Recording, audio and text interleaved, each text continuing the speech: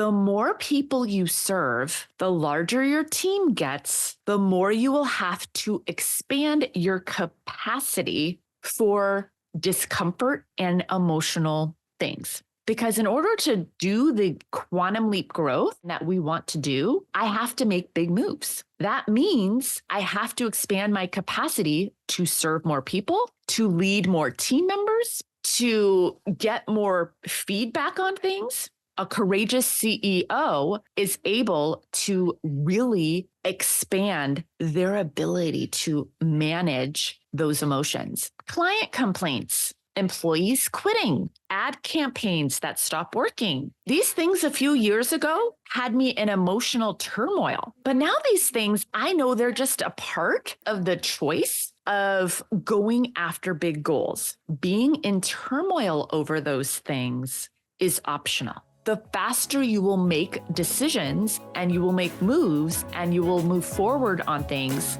that will have positive outcomes as well.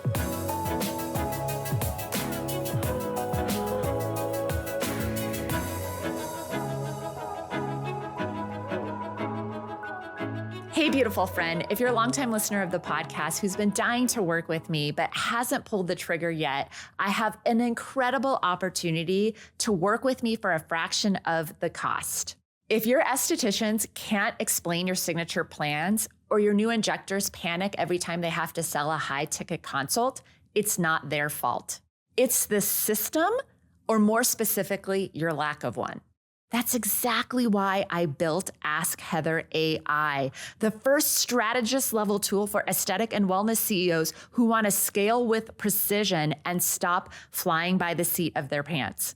Inside, you get 3 powerful tools, each designed to solve the exact gaps that keep your growth tied to you. Turn your basic menu into a branded high-ticket signature offer suite your whole team can sell. Train every team member to lead premium consults with confidence, even if they've never sold a thing. Write magnetic messaging that attracts premium patients without sounding like every other clinic online. These are the same frameworks we've used to scale clinics to 7 figures and beyond, and they used to cost 5 figures to access. Now, you can have them in your back pocket. Try Ask Heather AI for 30 days and see what happens when you stop guessing and start scaling with words that work. Head over to heathertrevine.com/trial to learn more. I want to talk about this idea of the courageous CEO. And there's been a number of things that have sort of been the impetus for the inspiration for this particular topic. It's something that I am definitely working on in my own coaching work and have been for a long time, but really this last year especially, I've been diving into it. And I was recently listening to a podcast interview with Gary Vee, Gary Vaynerchuk, and he was asked the question, what do you think is the difference between the $700,000 a year shop owner and the business owners who scale to 10 plus million, hundreds of millions of dollars? And I thought his answer was really interesting. He said, risk tolerance. He didn't say talent. He didn't say luck, although there's always an element of luck in things. He didn't say hustle, which is kind of what I expected him to say. But how many examples do we know of people who hustle a lot? And, you may even have examples in your own families of people in your personal network who were the hardest workers that you could possibly know, but they're just they're hustling inside of a game that is just too small to produce really epic results. And he goes on to kind of give some context and says that he has invested in more companies that have gone bankrupt than in companies that have actually been hits or winners, if you will. And he says that he invested $200,000 into Facebook like in 2008. He had $236,000 in his savings, and he took $200,000 of it and invested into Facebook. And his attitude about it was that he's going to learn so much regardless of whether or not that investment hits. Now, we all know the spoiler alert to that story. That investment really hit for him. But I thought it was interesting that him and these two gentlemen that are having this discussion, and it's basically the idea that the people that are having the huge results are deciding to play on a bigger stage. They are deciding to make big moves. And so today's topic, I want to unpack how to become a courageous CEO, because Gary's example of risk tolerance and really taking big risks can only come to fruition for you if you have the courage to go out and create big things. And so courageous CEO, you could call it mature CEO, is one of the coaches I work with calls it being a mature CEO, is kind of her take on it. Courage doesn't feel good when you are experiencing it. It sounds so lovely. And if you've been watching any of the trainings in MSA, you know this is not the first time that you've heard me talk on this topic, because many of you have been told, when I look at somebody like Gary Vee, just as an outsider, I'm like, I would describe him as confident. And I had been told all my life, like, you have to be confident, you have to be confident. And I was like, I keep waiting for this confidence to just be granted to me. And as you know, you actually don't need confidence, you just need courage. And if you haven't had a chance to watch it yet, I definitely recommend going back and watching Courage Over Confidence, the lesson on courage over confidence as well. So I want to talk today, and we're going to kick it off with talking about 5 traits of courageous CEOs, what they have. And then I want you to kind of notice where you may not be being the courageous CEO. Because if you become a truly courageous CEO and honestly a courageous leader of your life, there's nothing you can't create, because you will keep taking the massive action necessary to make the big moves that you need to make in order to get big results. When I look at all the successful coaches I have worked with, all the clients I have coached, hundreds and hundreds of clients at this point, and even my own success, if I were to pinpoint one characteristic, it would be their ability to keep taking action and betting on themselves despite their emotions and despite the circumstances that happen in the world, or despite even the circumstances or results that happen from them taking that action. So let's dive into the traits of a courageous CEO. I'm going to give you some pragmatic frameworks to walk away with today. And I want you to really start noticing this, because this is trait number 1. The first trait that a courageous CEO has is their awareness that their thinking impacts everything. Their thinking impacts everything. Their thinking impacts their ability to, like, how they show up to implement work. It affects their ability to be able to make big moves.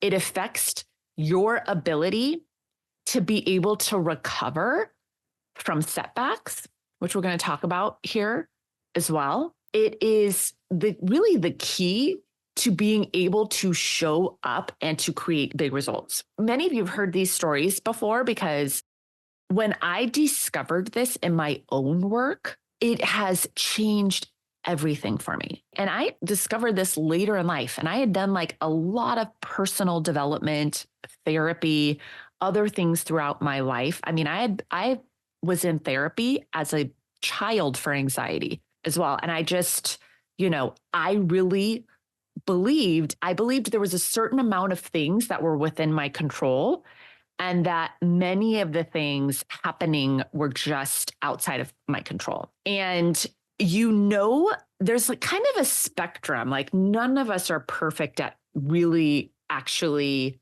having 100% awareness on how our thinking is impacting everything that we're showing up to. But there's a spectrum on this. Some of you are probably over here closer to like having a lot of awareness on this. And then some of you are still over here. And one of the questions that can be helpful is if I were to ask, or as a coach, I can tell kind of where people fall on this spectrum when I ask a few questions. If I ask a few questions about someone's business and why things are the way they are. So why do you think your revenue is this? Or why do you think this isn't working? And if they give me a lot of story about circumstances that are outside of their control, oh, the economy's bad. Oh, a new competitor opened up across the street. I can tell that they're over here more, because the more you attribute your thinking and your action and behavior to the results you're creating, the more you will actually be able to control the results that you create. Now, of course, there are outside circumstances that are affecting everything all the time, right? One of the examples I think of is that I give all the time is, what really made me dive into this work and integrate this work with the marketing and the sales and the menu strategy is COVID-19. And how I had 150 something aesthetic clinics that I was working with in a social media membership, and literally everybody's doors were closed. We had US and Canada based businesses we were working with, and the circumstance was our doors are closed. Okay. Now, when I look at the clients I worked with that we were able to help coach through some of the thinking that they had, right? So some of our clients, this is the end. We're doomed. And then some of our clients that really dove into coaching with us, we were able to shift that thinking and to have different thinking about how this is an opportunity for me to like really double down on my marketing. This is an opportunity for us to really figure out our skincare sales, really figure out, could we sell these things? Could we sell these things? You know what? We're going to be closed for a month. We're going to double down on our marketing and be able to hit the door running when our doors open again. And the clients that I had that were able to manage their thinking were able to have exponential growth even during COVID-19 or directly after, when their doors were able to open again, because they had awareness that their thinking was impacting whether or not they were going to show up and take the action items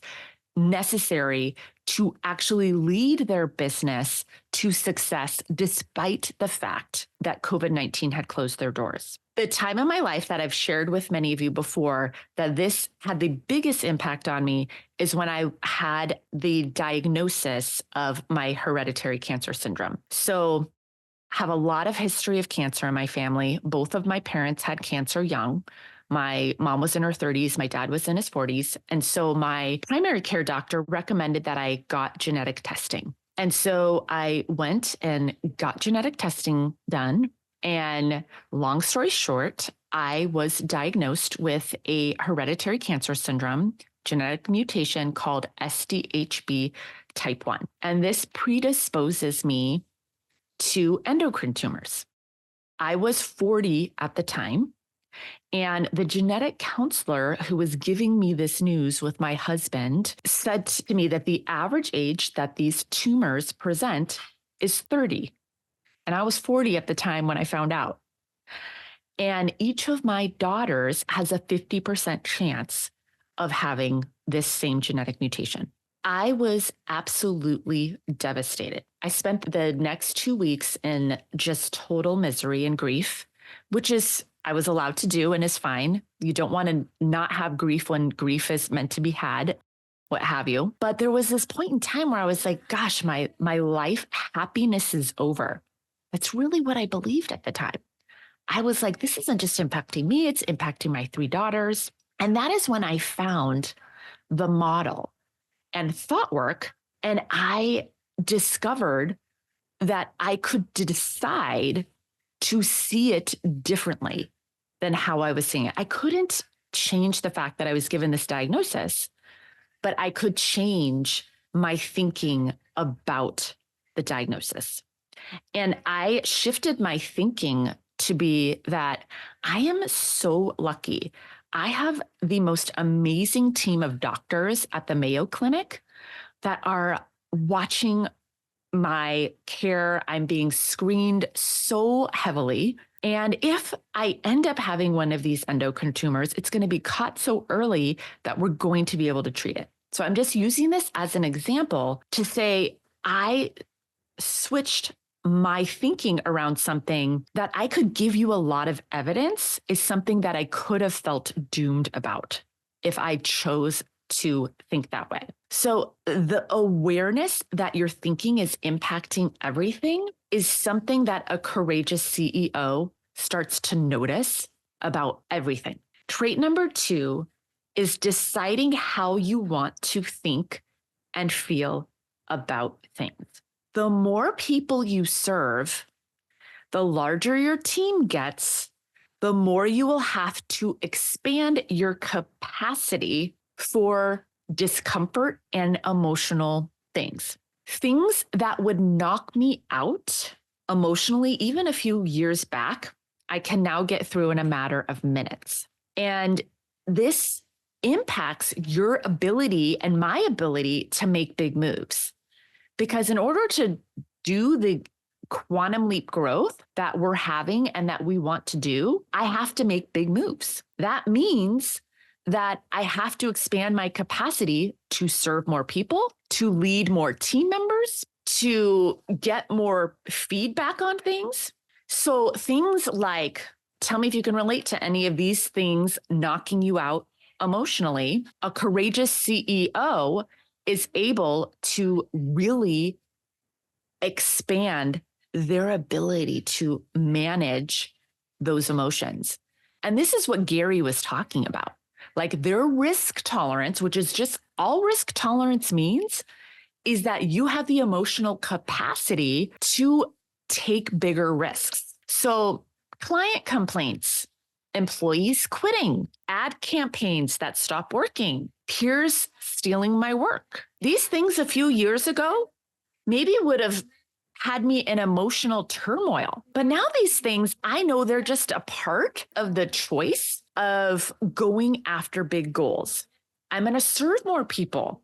I'm going to have more visibility. And with that, serving more people, having more team, having more visibility, investing in more things comes more things happening that can affect you emotionally. More undesirable things can happen as you expand the opportunity for the desirable things to happen as well. I no longer have sleepless nights over the things that even a few years ago I would be in turmoil in.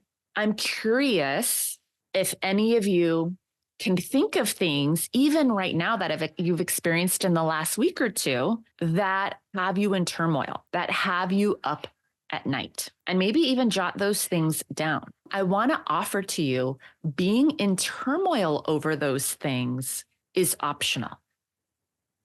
And the more that I can help you all actually have the tools to be a courageous CEO and to decide that you're not going to let those things keep you down, the faster you will make decisions and you will make moves and you will move forward on things that will have positive outcomes as well. Because every action we take in our businesses has the opportunity for positive results and what we might consider undesirable results as well. Regardless, the more you stack up those results, whether they're desirable or undesirable, the more results overall you will have created. The only reason I know so much about what is going to create positive results in my online marketing is because I've taken so much action over the last decade, and I have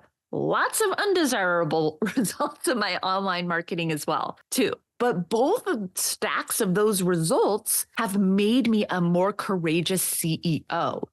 So my resilience when my Facebook ad campaigns stop working, which they're working right now, but I've historically gone through periods where they stop working, or creative fatigue or what have you, or the quality of the leads aren't as good or what have you. It's like, of course this is going to happen.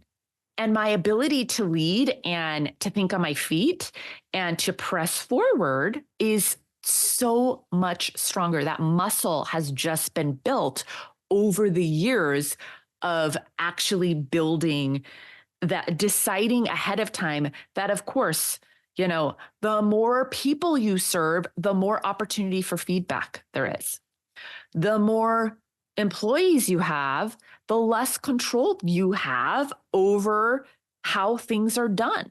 The more, marketing that you are testing out, especially when you're new to marketing and certain marketing channels, the more opportunity in the beginning for the results to not be so desirable. And if you have awareness over that, you've decided, okay, this is a new thing and I'm learning how to do this. My expectation is that it's not going to make me $1 million in the first month, because there's a learning curve in all different, I'm learning which offers are going to work. I'm going to learn about what follow-up is going to be most effective as well. And I'm learning how to get my organic content, all those things.